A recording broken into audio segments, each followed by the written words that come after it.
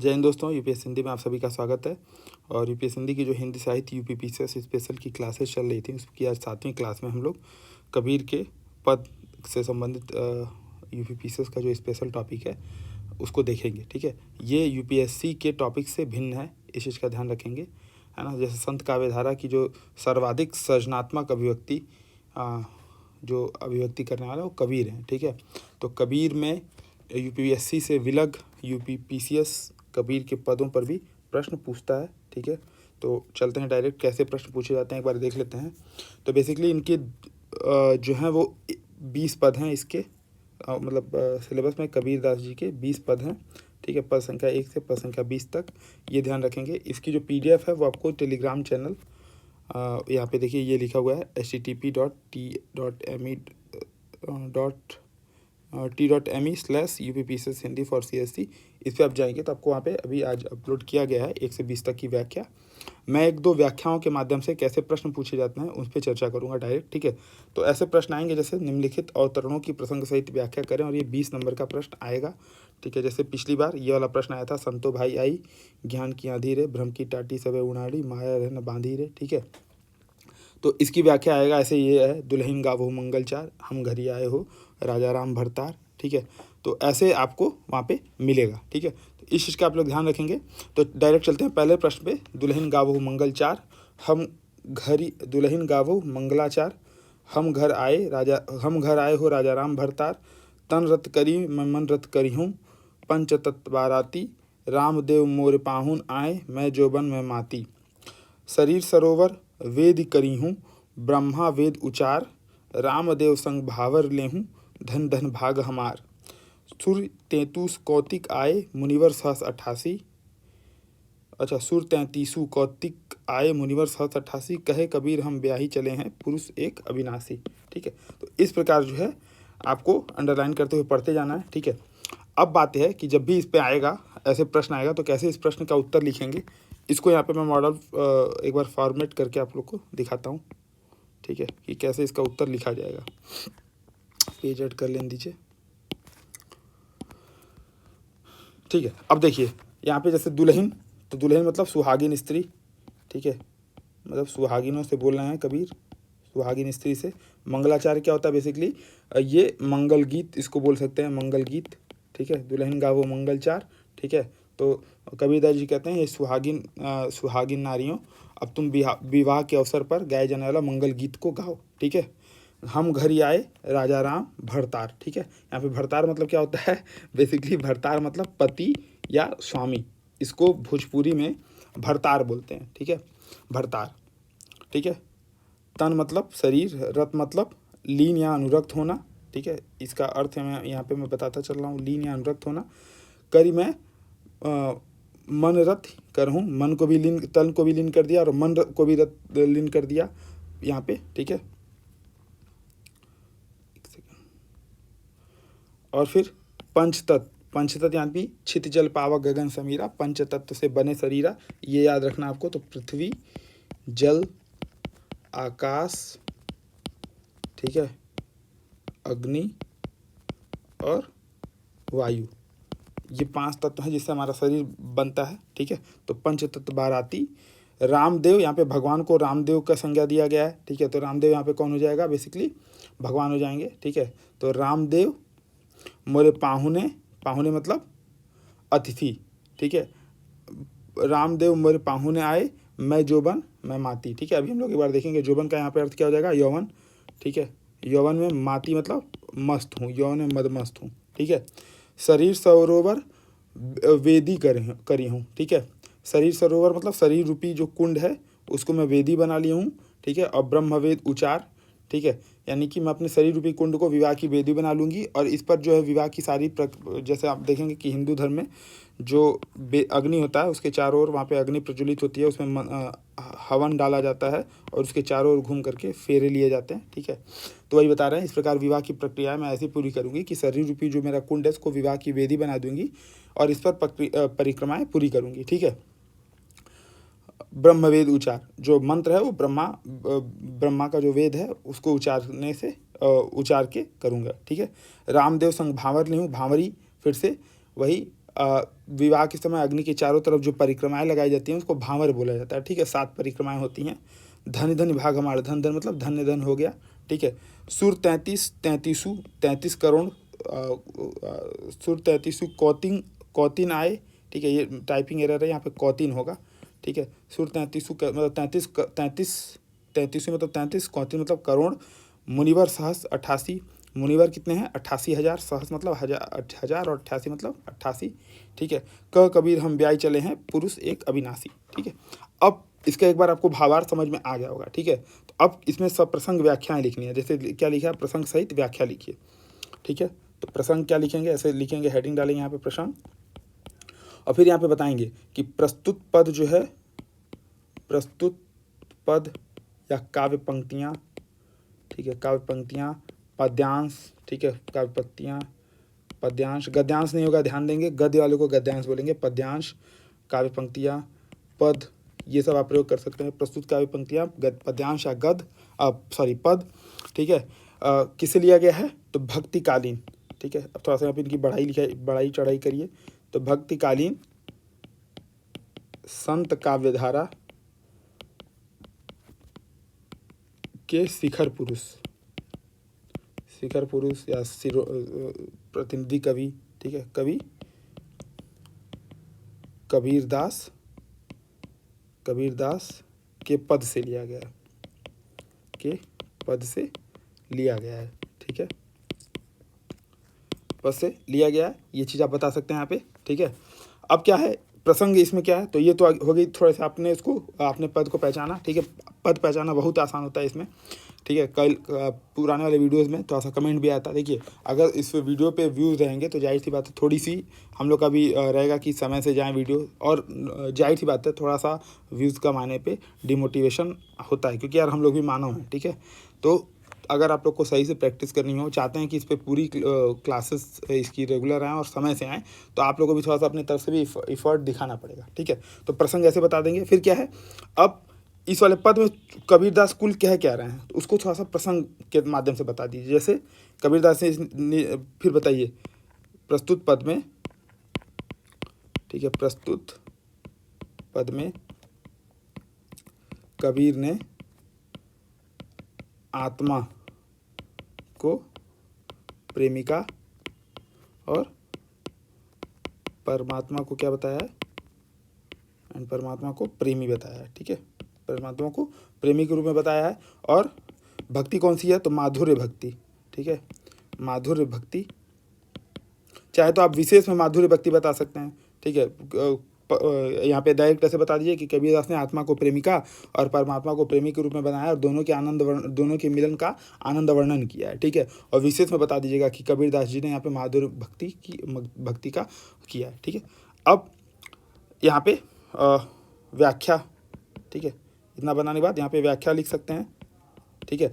तो व्याख्या क्या बताएंगे कि कबीरदास जी कहते हैं, ठीक है, वही कबीरदास जी कहते हैं, हे सुहागिन नारियों मंगल चार गाओ, ठीक है। तो अपने अब ऐसा नहीं कि लाइन बाय लाइन लेके चलना है, ठीक है, कुल आप क्या इसे समझ रहे हैं वैसे, ठीक है। दुल्हन गावो मंगल चार, तो कबीरदास जी कहते हैं हे सुहागिन नारियों या हे दुल्हनों, ठीक है, कुछ भी लिख सकते हैं आप, ठीक है। मंगलाचार गाओ, जो मंगल गीत हैं, विवाह के अवसर पे गाए जाने वाले मंगल गीत हैं, उनको गाओ, क्योंकि आज मेरे घर में, ठीक है, मेरे पति या स्वामी रूपी जो राम हैं घर आए हो, हम घर ही आए हो, राजा राम भरतार, ठीक है। हमारे जो पति रूपी राजा राम है, परमात्मा है, वो मेरे घर आए हुए हैं, तन और मन दोनों मैंने उनके प्रेम में रत कर लिया है, ठीक है। हमारी जो शादी है, हमारा जो विवाह है, उसमें 500 तत्व जो हैं राजा राम के साथ जो हैं आए हैं, पंचतत्व बाराती, ठीक है। पृथ्वी आकाश अग्नि वायु जल, ठीक है, ये चारों पंचतत्व, क्षिति जल पावक गगन समीरा, पंचतत्व से बने शरीरा, तो ये क्या है हमारे साथ पंचतत्व के रूप में आए हैं, ठीक है। रामदेव मोरे पाहुने, ठीक है, रामदेव यानी कि परमात्मा मेरे यहाँ अतिथि बन के आए हैं, पाहुने बनकर आए हैं, और मैं अपने यौवन, ठीक है, आए हैं, रामदेव मोरे पाहुने आए, मैं जोबन में माती, ठीक है, और मैं उनको देखते ही यौवन से मदमस्त हो गई हूँ। अब यहाँ पे ये कौन सा यौवन होगा उनके लिए यौवन कौन सा होगा, तो भक्ति, ठीक है, यानी कि भक्ति से मदमस्त हो गई हूँ, ठीक है। फिर बताएंगे क्या कि शरीर सरोवर वेद करी हूँ, ठीक है, मैं अपने शरीर रूपी कुंड को विवाह की वेदी बना दूंगी और इस पर ब्रह्मा वेद उच्चार, इस पर जो भी विवाह की प्रक्रियाएं होंगी इसी पे होंगी, ठीक है। इसी के साथ मैं रामदेव मतलब भगवान राम के साथ, परमात्मा के साथ जो है मैं विवाह की वेदी पर भांवर लूँगी, ठीक है। इससे हमारा क्या हो जाएगा, जीवन धन धन्य हो जाएगा, यानी कि मेरा भाग्य है कि मेरा और परमात्मा का मिलन हो रहा है, ठीक है। मेरा और परमात्मा के इस विवाह यानी कि मिलन को देखने के लिए सुर 33वीं कौतिन आए, ठीक है। 33 करोड़ देवता और 88,000 मुनि भी आए हैं, ठीक है। कबीरदास जी कहते हैं कि इस प्रकार मेरी आत्मा उस एक अविनाशी पुरुष या परमात्मा के साथ विवाह करने जा रही है, ठीक है। इस प्रकार इसकी व्याख्या आप बता देंगे, है ना। तो व्याख्या आसान है, उसके बाद थोड़ा सा विशेष बता दीजिए, ठीक है। तो विशेष में क्या क्या बता सकते हैं कि देखिए, कुल बात यह है कि 33 करोड़ देवता की बात किए हैं, मुनिवर 88 रामदेव की बात किए हैं, उनको साकार रूप में देखने की बात किए हैं, ठीक है, और ये सब बात कर रहे हैं, ठीक है। तो पहली बात तो ये है कि यहाँ पे जो कबीरदास जी हैं ये क्या कर रहे हैं, बेसिकली सगुण ब्रह्म, ठीक है, सगुण ब्रह्म की स्थापना कर रहे हैं, मतलब सगुण ब्रह्म की स्थापना नहीं कर रहे हैं, बल्कि 33 करोड़ देवी देवताओं का उल्लेख करके ये बेसिकली क्या कर रहे हैं, तो यहाँ पे बताएंगे कि 33 करोड़, ठीक है, 33 करोड़, एक सेकंड थोड़ा सा ये मेरा फ़ोन साइलेंट कर लूँ,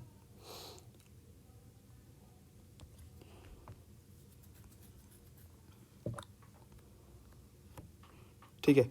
तो यहाँ पे विशेष में क्या बता देंगे कि 33 करोड़ देवी देवताओं का यहाँ पे उल्लेख किया गया है, परंतु इसका प्रयोग किस लिए किया गया है, आत्मा और परमात्मा के मिलन में अनुपता लाने के लिए, नयापन लाने के लिए, बल्कि सगुण ब्रह्म की स्थापना के लिए नहीं किया गया है। ऐसा ऊपरी तौर पे देखने पे लग सकता है, लेकिन 33 करोड़ देवता, ठीक है, 88,000 मुनि, 88,000 मुनि, इनकी जो बात की गई है ये बेसिकली किस लिए की गई है, अनुपता लाने के लिए, मिलन में अनुपम उसको मिलन को अनुपम बताने के लिए, ठीक है।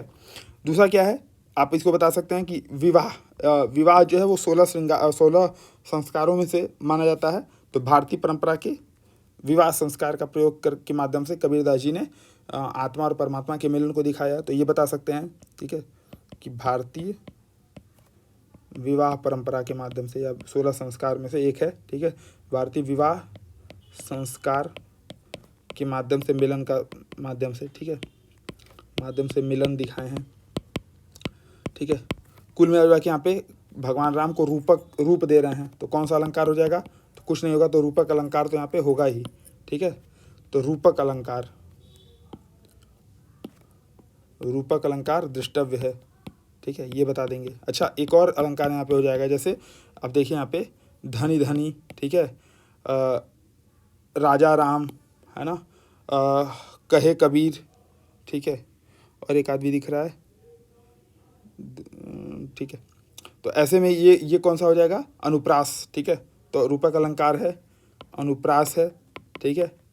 और भाषा कैसी है, तो सधुक्कड़ी भाषा, ठीक है, सधुक्कड़ी भाषा का प्रयोग किया गया है, ठीक है, जो कि ब्रज भाषा के निकट है, ठीक है, ब्रज भाषा के निकट सधुक्कड़ी भाषा का प्रयोग, ठीक है। या केवल यही बता देंगे कि सधुक्कड़ी भाषा का प्रयोग किया गया, इस सब के फेर में पढ़ना ही नहीं, ठीक है। तो इस प्रकार आप अपने उत्तर को अच्छा उत्तर बना सकते हैं, क्योंकि 20 नंबर है तो कम से कम इतना आपको यहाँ पे लिखना पड़ेगा। हाँ, ध्यान देंगे कि जब पीसीएस का जो मेंस पेपर जब मैंने अटेम्प्ट किया था तो उसमें 2 ही पन्ना जो है, एक ही पन्ना मिला था, ठीक है। तो इतना बड़े में व्याख्या कैसे होगा, ये थोड़ी सी अपने, हालांकि अब जो है 2 पन्ने आ रहे हैं इसमें, ठीक है। तो इस चीज़ को ध्यान में रखेंगे। चलते हैं अगला एक बार देख लेते हैं, एक और, ठीक है। संतो भाई आई ज्ञान की आंधी रे, भ्रम की टाटी सबे उड़ाड़ी, माया रहे न बांधी, हिति चित की दे थूनी गिरानी, मोह बलिंडा टूटा, ठीक है, टूटा होगा यहाँ पे।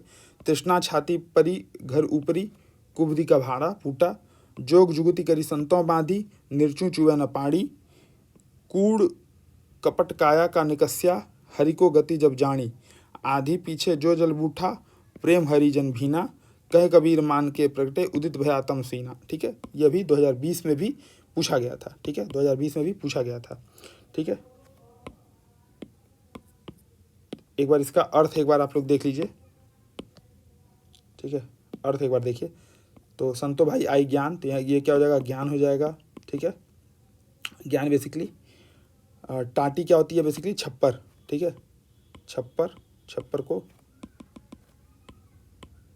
को टाटी बोल देते हैं, ठीक है। उड़ारी मतलब उड़ गया, ठीक है। माया न रह न बांधी, ठीक है। हित चित की द्वय थूतनी, ठीक है। जो भी हित चित की जो भी द्वय मतलब दो, ठीक है। थूनी जो छप्पर को रोकने के लिए जो डंडा लगाया जाता है उसको थूनी बोलते हैं, ठीक है। गिरानी, मोह बलिंडा टूटा, ठीक है। बलिंडा मतलब घास फूस या छप्पर को जो मजबूत रखने के लिए जो उपक्रम किया जाता है उसको बलिंडा बोल देते हैं, ठीक है। बड़ेर, हम लोग के बड़े मतलब गांव में इसको बड़ेर बोला जाता है, बड़ेर बोल दिया जाता है, ठीक है। तृष्णा बेसिकली है क्या, ये वासनाएं, ठीक है। तृष्णा, ठीक है। मोह का कारण तृष्णा है। वासनाएं बेसिकली यानी कि विषय वासनाएं, मतलब जैसे किसी प्रकार धर्म अर्थ काम मोक्ष के संबंध में वासनाएं हो सकती हैं, ठीक है। यहाँ पे छानी पड़ी घर ऊपर, कुबुद्धि का भाना फूटा, ठीक है। तृष्णा छानी, छानी पड़ी घर ऊपर, कुबुद्धि का भाना फूटा, ठीक है। कुबुद्धि और भाना फूटना मतलब बर्तन फूटना, बर्तन टूट गया, ठीक है। जोग जुगुत कर संतों बाधी, ठीक है। जो निर्चु मतलब हो जाएगा आपका थोड़ा सा भी, निर्चु मतलब इतना ज़्यादा हो गया कि पानी नहीं चू रहा, अभी देखेंगे। निर्चु मतलब हो जाएगा बेसिकली थोड़ा सा भी, ठीक है। पानी मतलब पानी, ठीक है। खड़ी बोली में नौ के स्थान पर णौ का प्रयोग, ठीक है।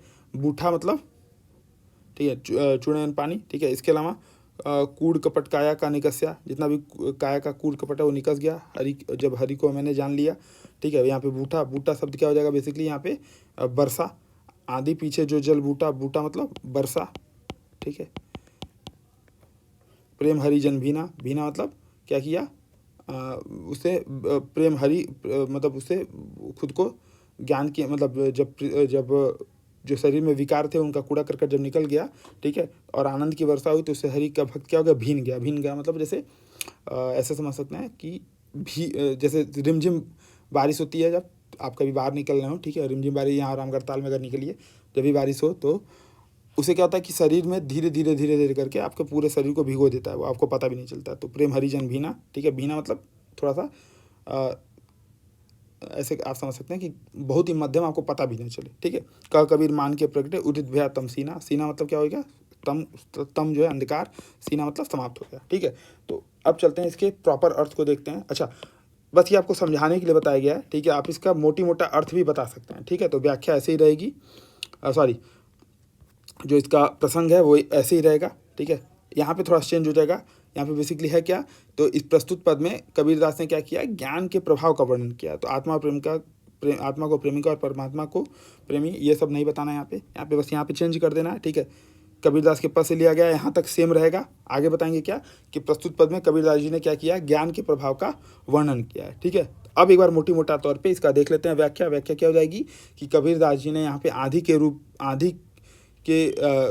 का जो रूपक है उस पे ज्ञान के प्रभाव को चित्रित करते हुए कहा है कि हे संतों या संतों सुनो, जो भी संत मतलब सज्जन लोग हैं, हे सज्जनों देखो, अब सच्चे ज्ञान की आंधी आई है, ठीक है। संतों भाई आई ज्ञान की आंधी में, ठीक है। इस ज्ञान की आंधी आने पर जो मन में भ्रम रूपी जो टाट है, मन रूपी जो छप्पर पड़ा है, वह दूर उड़ करके दूर चला जाता है और मन जो है माया से मुक्त हो जाता है, ठीक है। मन जो है भ्रम से मुक्त हो जाता है। माया रूपी जो रस्सी होती है, इस भ्रम रूपी जो छप्पर को बांध रखी है, बेसिकली वह क्या हो रहा है कि ज्ञान की आंधी चलने से खुल गया है, भ्रम मुक्त हो गया है, ठीक है। बंधन खुल गया है, ठीक है।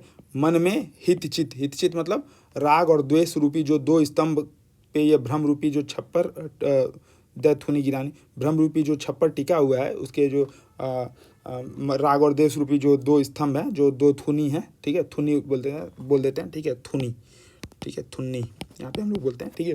तो थुनी पे जो राग और द्वेष का जो थुनी है उससे ये छप्पर जो टिका हुआ था, ये क्या है, पूरा सब कुछ टूट चुका है, ठीक है। यानी कि ज्ञान के आंधी में वो दोनों स्तंभ जो हैं गिर चुके हैं। इस भ्रम के छप्पर को मजबूती देने वाला जो मोह रूपी बलिंडा है या बंडेर है वो भी टूट गया है, ठीक है। टूट गया है इस भ्रम के रूपी, यानी कि इस भ्रम के जो छप्पर को मजबूती देने वाली जो बंडेर है वो टूट गई है। शरीर के ऊपर जो तृष्णा रूपी छप्पर पड़ा था, ठीक है। तृष्णा छाती परी घर ऊपर, कुबुद्धि का भाना फूटा, वो और साथ ही साथ कुबुद्धि रूपी जो मिट्टी का बर्तन है वो भी टूट करके फूट चुका है, ठीक है। जोग जुगति करी संतों बादी, कबीरदास जी आगे क्या बोलते हैं कि संतों के संसर्ग से जो अब ये जोग बेसिकली वो जोग साधना, ठीक है, जो योग साधना के द्वारा जो मोह माया आदि को कसकर बांध दिया है, ठीक है, इसके कारण अब थोड़ा सा भी पानी छुए न पानी, थोड़ा सा भी पानी इसमें नहीं टपकता है, ठीक है। प्रभु के स्मरण से जब हरि की गति जब जानी, ठीक है, प्रभु के स्मरण से जो विकारों का कूड़ा करकट भरा हुआ था काया में, वो सब निकल चुका है, निकल गया है। इस ज्ञान की आंधी के पश्चात सच्चे आनंद की वर्षा हुई है। आंधी पीछे जो जल बूठा, ठीक है, जो भी जल यानी कि सच्चा आनंद की वर्षा हुई है। प्रेम हरिजन भी का, हरिजन यानी कि जो हरि का भक्त है वो क्या है, इस सच्चे प्रेम रूपी जो बरसात है उसमें भीन गया है, भीग गया है, ठीक है। भीना कहे कबीर मान के प्रगटे उदित तम थीना, ठीक है। तो कबीरदास जी कहते हैं कि मान के प्रगटे यानी कि सूर्य रूपी ज्ञान के उदय के कारण अज्ञान रूपी अंधकार अब छीन पड़ने लगा है, ठीक है। तो इसको अपने शब्दों में बता देंगे, ठीक है, ये व्याख्या, ठीक है। अब एक बार विशेष देख लेते हैं, इसमें विशेष क्या क्या है, ठीक है। तो विशेष तो एक तो ये कि आप यहाँ पे लिख सकते हैं नाथ परंपरा का प्रभाव, ठीक है, नाथ परंपरा, ठीक है। नाथ परंपरा कहाँ, जोग जुगुती करो संतो बाधी निर्चुचुमन पानी, ठीक है। नाथ परंपरा का प्रभाव यहाँ पे है, ठीक है। दूसरा आप क्या बता सकते हैं कि आदि के माध्यम से ज्ञान, आदि के माध्यम से जो मतलब रूपक, ठीक है, सांग बेसिकली रूपक अलंकार, ठीक है, रूपक अलंकार, ठीक है। इसमें क्या किया गया है,